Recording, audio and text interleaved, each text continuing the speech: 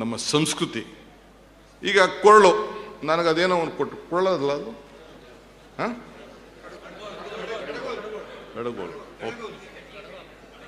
ಕಡಿಯೋದು, ಬೆಣ್ಣೆ, ಸಾರಿ, ನಾನು ಕೃಷ್ಣನ ಕೊರಳೆ ಅನ್ಕೊಬಿಟ್ಟೆ.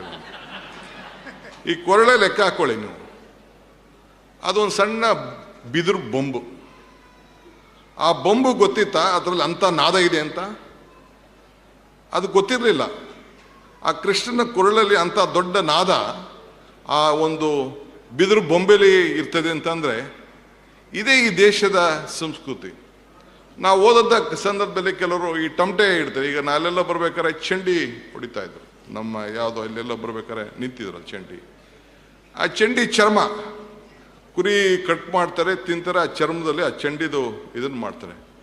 ಆ ಕುರಿಗೂ ಗೊತ್ತಿಲ್ಲ, ಮೇಕೆಗೂ ಗೊತ್ತಿಲ್ಲ ನನ್ನ ಚಂಡಿ ಇದರಲ್ಲಿ